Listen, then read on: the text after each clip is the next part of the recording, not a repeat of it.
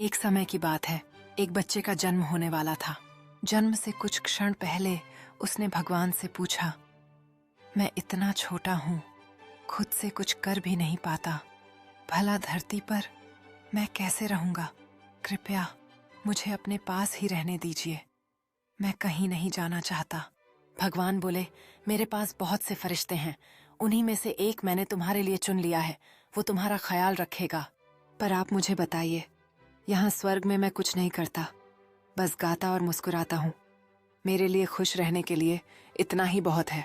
तुम्हारा फरिश्ता तुम्हारे लिए गाएगा और हर रोज तुम्हारे लिए मुस्कुराएगा भी, और तुम उसका प्रेम महसूस करोगे और खुश रहोगे।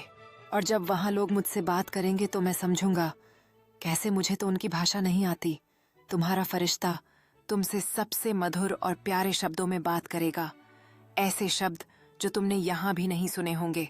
और बड़े धैर्य और सावधानी के साथ तुम्हारा फरिश्ता तुम्हें बोलना भी सिखाएगा। और जब मुझे आपसे बात करनी हो तो मैं क्या करूँगा? तुम्हारा फरिश्ता तुम्हें हाथ जोड़कर प्रार्थना करना सिखाएगा, और इस तरह तुम मुझसे बात कर सकोगे। मैंने सुना है कि धरती पर बुरे लोग भी होते हैं, उनसे मुझे कौन बचाएगा? उस वक़्त स्वर्ग में असीम शांति थी, पर पृथ्वी से किसी के कराहने की आवाज आ रही थी।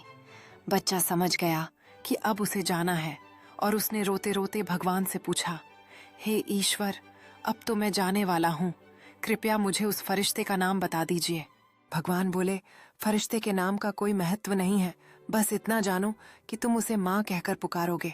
अब बच्चा समझता था कि उसका असली सफर शुरू हो चुका है, जहाँ उसकी माँ उसकी देखभाल करने के लिए हमेशा तैयार थी।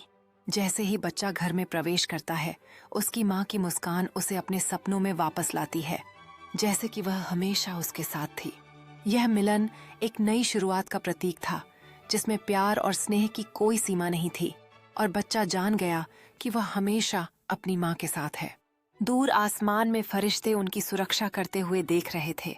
यह दर्शाता हुआ कि प्यार और संबंध कभी खत्म नहीं होते। बच्चा अपनी माँ के पास सो रहा था, और उसके ख्वाबों में वही प्यारे लम्हे जीवित थे जो उन्होंने एक साथ बिताए थे।